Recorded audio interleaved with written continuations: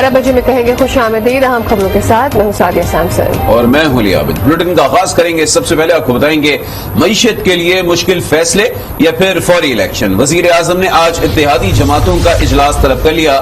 شہباز شریف نے گزشتہ روز آصف زرداری، مولانا فضل الرحمان اور خالد مقبول صدیقی سے الگ الگ ملاقاتیں کیں جن میں ملک کی سیاسی اور معاشی صورتحال پر غور کیا گیا.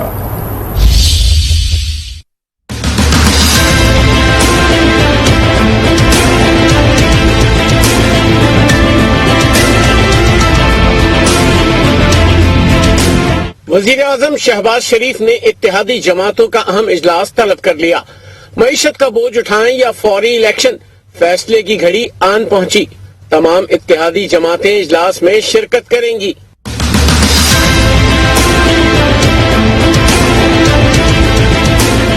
ذرائع کے مطابق وزیر اعظم اتحادی جماعتوں کے قائدین کو IMF سے مذاکرات سے آگاہ کریں گے.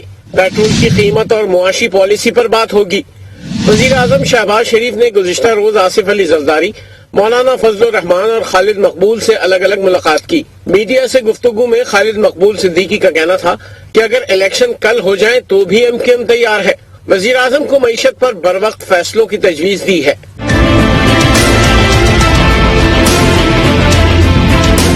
فوری الیکشن یا پھر معیشت کی بہتری، کیا اتحادی مل کر سخت فیصلے کریں گے یا پھر اپنے اپنے گھر کی راہ لیں گے؟ یہ بتائیں کہ ڈالر کی قیمت ملک کی تاریخ کی ریکارڈ سطح پر پہنچ گئی ہے. انٹر بینک میں ڈالر ₹1.32 مہنگا ہو گیا ہے. قیمت پہلی بار ₹195.50 کی بلند ترین سطح پر پہنچ گئی ہے. گزشتہ روز انٹر بینک میں ڈالر کی قیمت ₹194.18 ریکارڈ کی گئی تھی. ایک ماہ کے دوران انٹر بینک میں ڈالر کی قیمت میں ₹12.96 اضافہ ہو چکا ہے. 18 اپریل کو قیمت ₹182.54 تھی. اوپن مارکیٹ میں امریکی کرنسی کی قیمت فروخت ₹197 ہو گئی ہے. اسی حوالے سے مزید جانیں گے آج نیوز کے نمائندے صفدر عباس سے. صفدر بتائیے گا. آج بالکل انٹر بینک مارکیٹ میں ڈالر کی قیمت میں مسلسل اضافہ دیکھا جا رہا ہے. آج بھی مارکیٹ میں کاروبار کے آغاز پر ڈالر کی قیمت میں 8 پیسے کی معمولی کمی ہوئی، لیکن جلدی ہم نے دیکھا کہ ایک بار پھر ڈالر کی قیمت میں ریکارڈ اضافہ دیکھا گیا.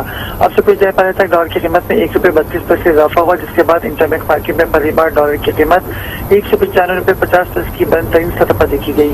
اب تو کرنسی جو ڈیلرز ہیں ان کی طرف سے بھی کہا جا رہا ہے کہ فوری طور پر جو ہمارا امپورٹ سے غیر ضروری درآمد پر پابندی عائد کی جائے، کیونکہ پاکستان کا جو تجارتی خسارہ ہے وہ کافی بڑھ چکا ہے. رواں مالی سال کے 10 ماہ کے دوران پاکستان کا تجارتی خسارہ $39 ارب سے بھی ایکسیڈ کر چکا ہے. اس حوالے سے ہم دیکھ رہے ہیں کہ نہ صرف انٹر بینک مارکیٹ میں ڈالر کی طرف بڑھ رہی بلکہ اس کی قیمت میں بھی اضافہ دیکھا جا رہا ہے. اور انٹر بینک میں اضافے کے اثرات جو ہے وہ اوپن مارکیٹ میں بھی دیکھے جا رہے ہیں، جہاں پر اور ڈالر کی قیمت فوق ₹197 کی ریکارڈ سطح پر پہنچ چکی ہے. بہت شکریہ صفدر، اس کی تفصیلات آپ نے فراہم کی. ملک میں ڈالر کی مسلسل بڑھتی قیمت پر تشویش. وزیر اعظم آج وزیر خزانہ اور گورنر اسٹیٹ بینک کے ہمراہ فوریکس ایسوسی ایشن سے زوم میٹنگ کریں گے.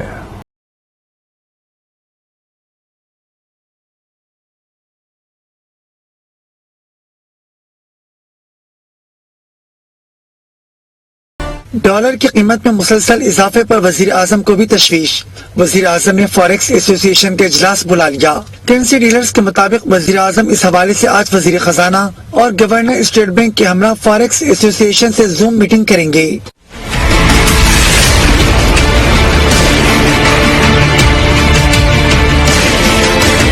کرنسی ڈیلرز نے ڈالر کی قیمت میں اضافے کی وجہ سیاسی عدم استحکام، IMF سے قرض کی نئی قسم تاخیر اور تجارتی خسارے کو قرار دے دیا.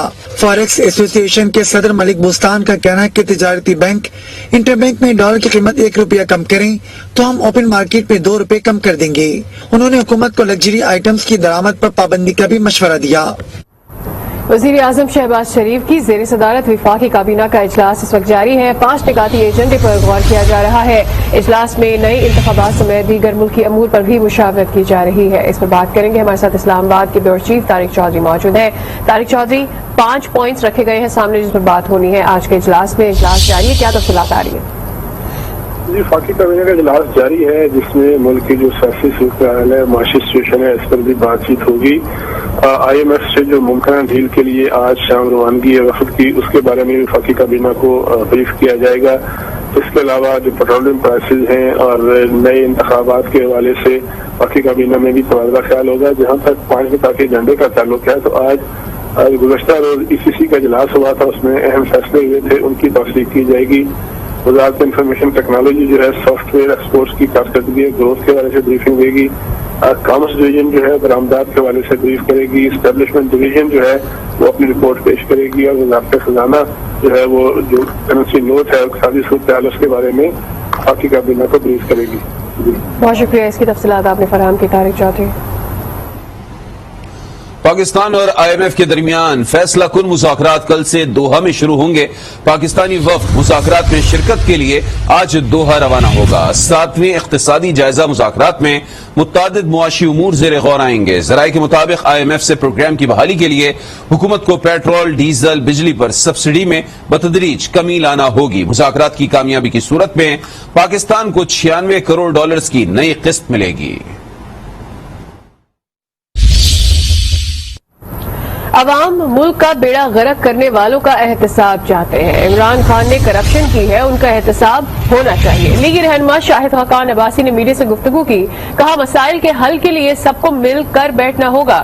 عمران خان کو ہر جلسے میں نئی کہانی یاد آ جاتی ہے. عمران خان کو اپنی 4 سالہ کارکردگی بتانا چاہیے.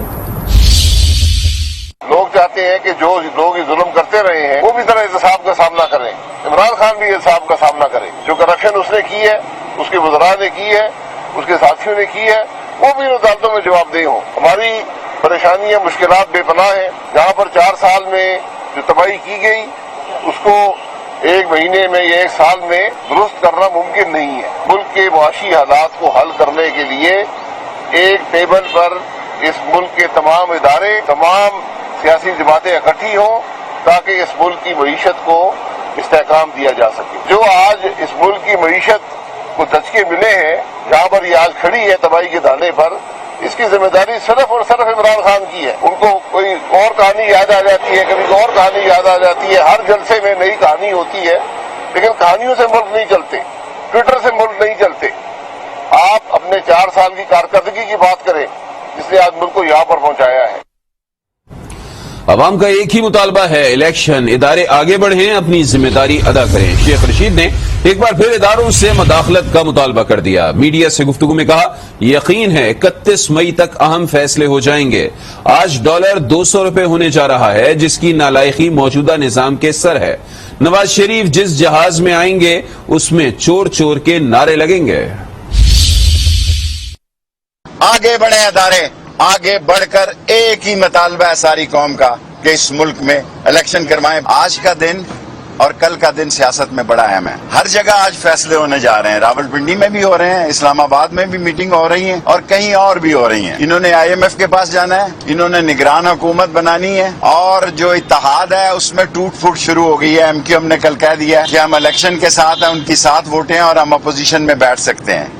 ایک آدھی پارٹی نے اور کہہ دیا اپوزیشن میں بیٹھنے لگے ہیں, کیونکہ ابھی تک یہ لیڈر آف اپوزیشن کا ہی فیصلہ نہیں کر رہے, تو ان کی اکثریت ختم ہو جائے گی. مجھے پورا یقین ہے کہ 31 مئی تک اہم فیصلے ہو جائیں گے. آصف زرداری نے نواز شریف سے بدلہ جو لینا تھا وہ لیا ہے. اب نواز شریف کو کون روک رہا ہے پاکستان آنے سے؟ آئے نا جناب, آئے, الیکشن کروائیں. یہ آپ کی ڈیمانڈ تھی.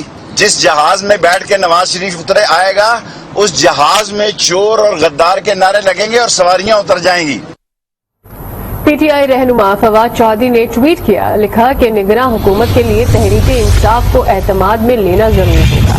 PTI ملک کی سب سے بڑی سیاسی قوت ہے اور اس کے اعتماد کے بغیر نہ کوئی نگراں حکومت بن سکتی ہے اور نہ الیکشن کمیشن انتخابات کروا سکتا ہے.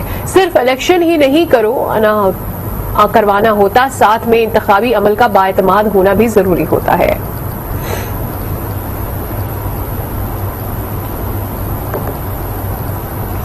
ابھی آپ کو بتائیں کہ کراچی میں گزشتہ رات کو پھر بم دھماکہ ہوا جس میں خاتون جاں بحق اور بچے سمیت 11 افراد زخمی ہو گئے. بم ڈسپوزل اسکواڈ کی ابتدائی رپورٹ کے مطابق دھماکے میں 4 کلو گرام بارودی مواد استعمال کیا گیا. وزیر اعلیٰ مراد علی شاہ کا پولیس پر اظہار برہمی, امن و امان پر اجلاس طلب کر لیا. دہشت گردوں کے خلاف فوری کارروائی کی ہدایت کر دی ہے. وفاقی وزیر داخلہ رانا ثنا نے واقعے کی رپورٹ طلب کر لی ہے.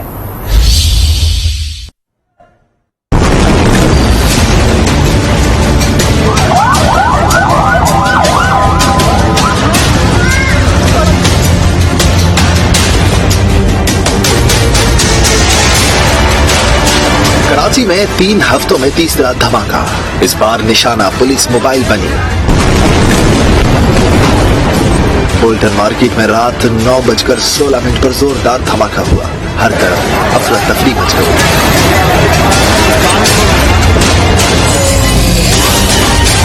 धमाके में रक्षा सवार खातून शहीद और उसके 8 साल बेटे समेत दर्जन भर अफराद जख्मी हो गए। बज़ाहिरन टारगेट तो कारादर थाने की मोबाइल लगती है। तो जैसे ही गाड़ी यहाँ से गुजरी है तो उस वक्त ये लगता ये एक डिवाइस थी। दोनों वाक़यात के बावजूद इस गंजान इलाके में भी पेट्रोल जारी थे।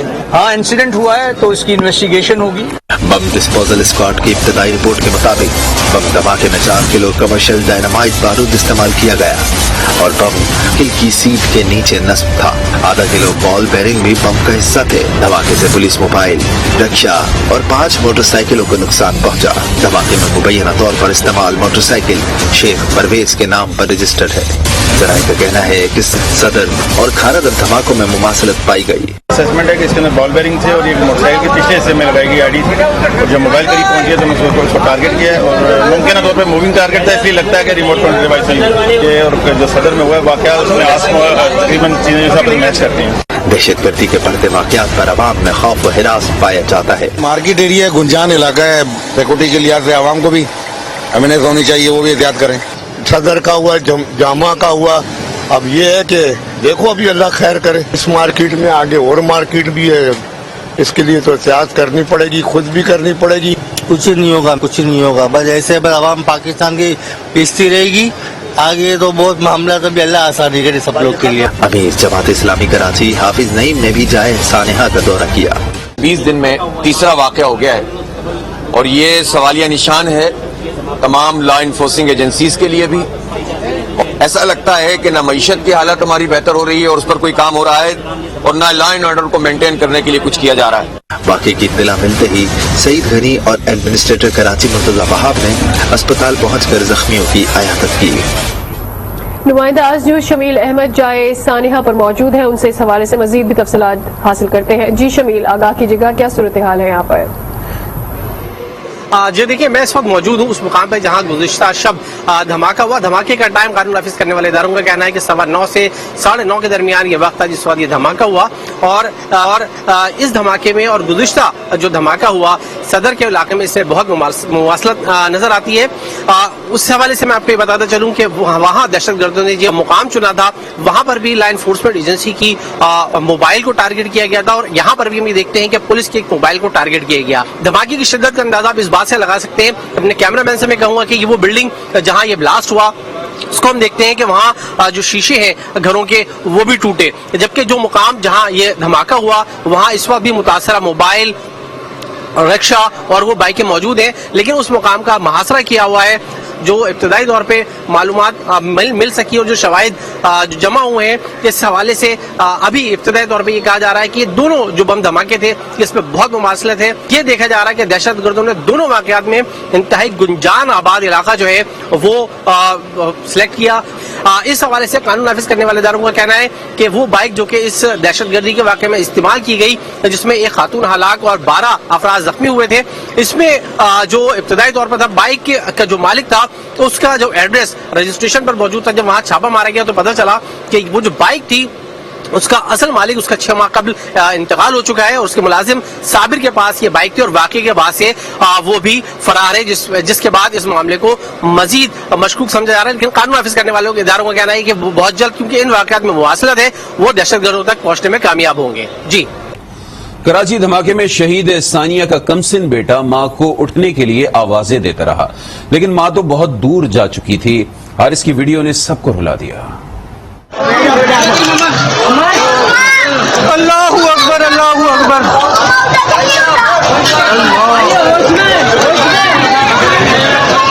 दिल दहला देने वाली ये आवाज है बोल्टन मार्केट धमाके में जाबाज खातून के बेटे की। अल्लाहू अकबर, अल्लाहू अकबर। 8 साला हारिस जमीन पर पड़ी माँ को इस उम्मीद के साथ पुकारता रहा कि शायद कोई जवाब आ जाए, लेकिन जख्मों से चूर माँ कुछ न कह सकी। अल्लाहू अकबर, अल्लाहू अकबर। माँ को बेजान पड़ा देखकर बच्चा बिलक बिलक कर रोता रहा। अल्लाहू अकबर, अल्लाहू अकबर। दिलखराश मंजर पर हर आंख अश्कबार है। सिंध के मुख्तलिफ शहरों में भी 9वीं और 10वीं जमात के सालाना इम्तिहान शुरू हो गए हैं। पर्चा इम्तिहान से पहले ही आउट हो गया है। बूटी माफिया भी सरगर्म है। ये रिपोर्ट देखिए।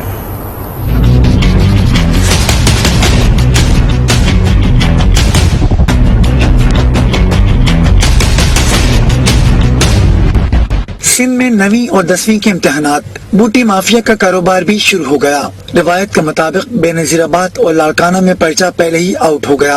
1002 और पर्चा ले लो।